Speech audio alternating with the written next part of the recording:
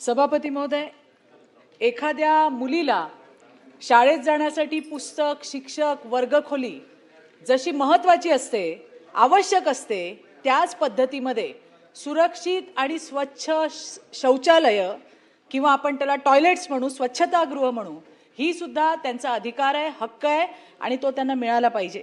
सभापती महोदय, मी हा जो प्रश्न विचारला त्याला शासनाकडनं उत्तर आलेलं आहे आणि त्यांनी म्हटलंय की या ठिकाणी आमच्याकडे 99% शाळेंमध्ये स्वच्छतागृह आहेत, पाण्याची सोय आहे, इलेक्ट्रिसिटीची सोय आहे.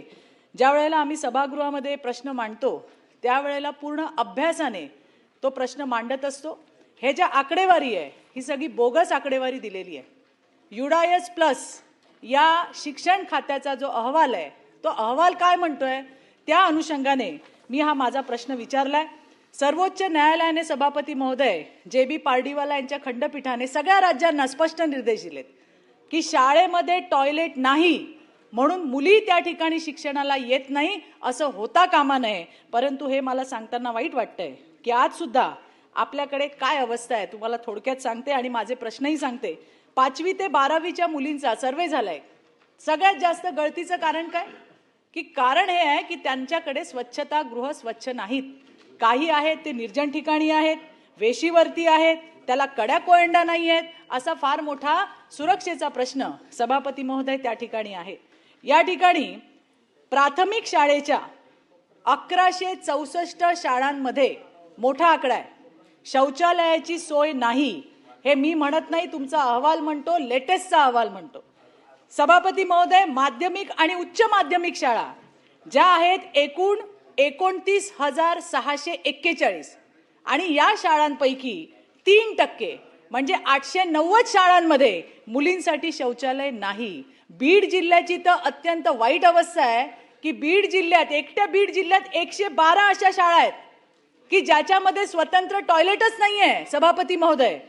त्याच्यानंतर हिंगोली, नांदेड, परभणी, गडचिरोली, जळगाव, अमरावती, नाशिक आणि सिंधुदुर्गामध्ये 50 ते 100 शाळांमध्ये ही सुविधा त्या ठिकाणी देण्यात आली आहे. मुंबई, ठाणे, कोल्हापूर, गोंदिया, सातारा या जिल्ह्यामध्ये विभागाकडनं 100% म्हणून लिहून दिलंय. हे कागदोपत्री आहे, त्याच्यातले वापरण्याजोगे किती आहेत हा जर प्रश्न विचारला तर मला वाटतं ते फार कठीण असेल आणि त्याचं उत्तर नाही आहे. आणि म्हणून सभापती महोदय, माझे प्रश्न आहेत याच्या बरोबरीने आणखीन इलेक्ट्रिसिटी पण नाहीये. 3,328 शाळांमध्ये इलेक्ट्रिसिटी नाही. 4.7% शाळांमध्ये संरक्षक भिंत सुद्धा नाहीये, बाउंड्री वॉल. आणि त्यामुळे मुलींच्या सुरक्षेचा मोठा प्रश्न आहे. सभापती महोदय, मी प्रश्नाकडे येते. मला हे म्हणायचंय की या कागदोपत्री ज्या तुम्ही शाळा दाखवल्या, स्वच्छतागृह असल्याचा दावा केलाय, पण तिथे नाहीये, पाणी नाहीये, दरवाजे तुटलेले आहेत, कड्या कोयंडे नाहीयेत.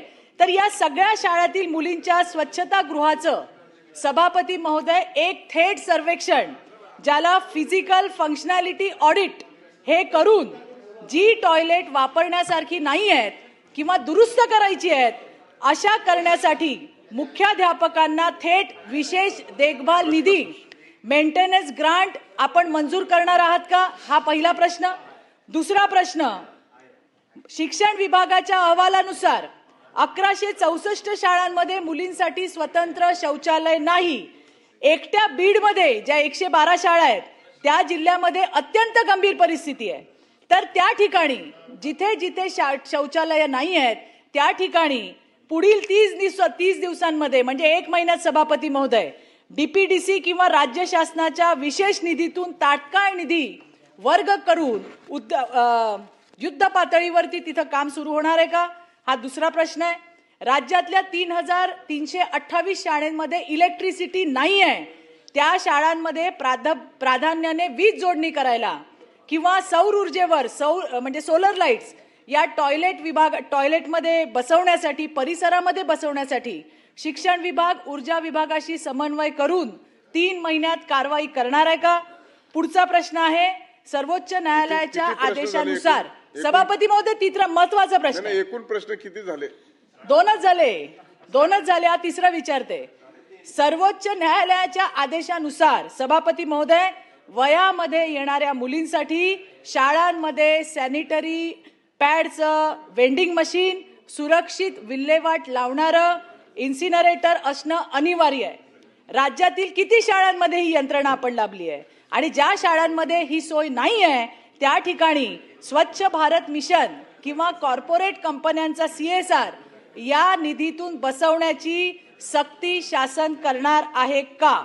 आणि शेवटचं सांगतेय, सर्वोच्च न्यायालयाने जे निर्देश दिलेले आहेत पण अजूनही काही खाजगी अनुदानित आणि विना अनुदानित शाळा यांनी सर्वोच्च न्यायालयाचे आदेश पण धाब्यावर बसवलेले आहेत. 3 महिन्याची नोटीस देऊन सभापती महोदय, 3 महिन्यांची अशा शाळांना नोटीस देऊन काम पूर्ण न झाल्यास त्यांची मुदत रद्द करणं किंवा अनुदान रोखणं अशी सक्तीची आणि कडक पावलं आपलं शासन उचलणार आहे का? असे माझे 3 प्रश्न आहेत. यांनी जे आकडेवारी उत्तर दिलंय त्याच्याशी मी जराही सहमत नाहीये. हे सगळं गोलमोल आकडे आहेत, पेपरावरचे आकडे आहेत. खरी परिस्थिती मी तुम्हाला सांगितलेली आहे.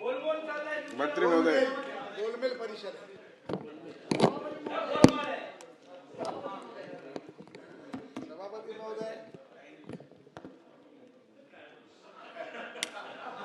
किती प्रश्न? फक्त 3च आहेत. गोल नाही, वाघाला गोल चालत नाही, वाघाला थेट पाहिजे.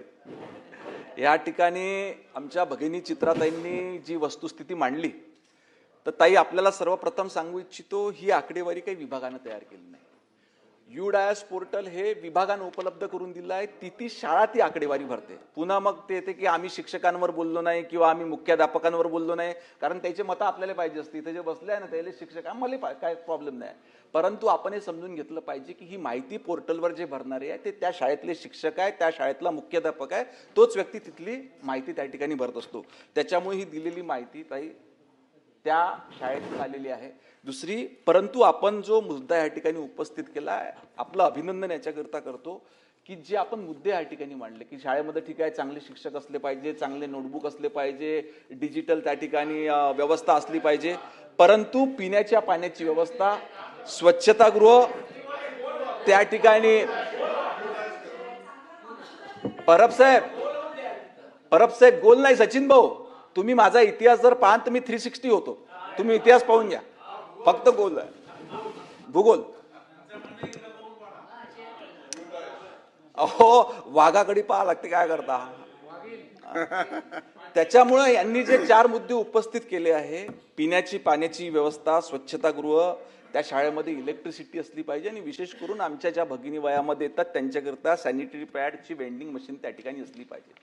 ह्या 4ही बाबीच्या अनुषंगानं आपण सूचित केल्याप्रमाणे आपल्याला जो एक अहवाल अपेक्षित आहे, ह्या पुन्हा एकदा सर्वेक्षण करण्यात येतील. तसं पाहिलं तर अनेक सामाजिक संस्थांचं आपण त्या ठिकाणी आभार व्यक्त केलं पाहिजे की अनेक सामाजिक संस्था ह्या त्या ठिकाणी सर्वेक्षण करत असतात आणि काही गोष्टी येतात.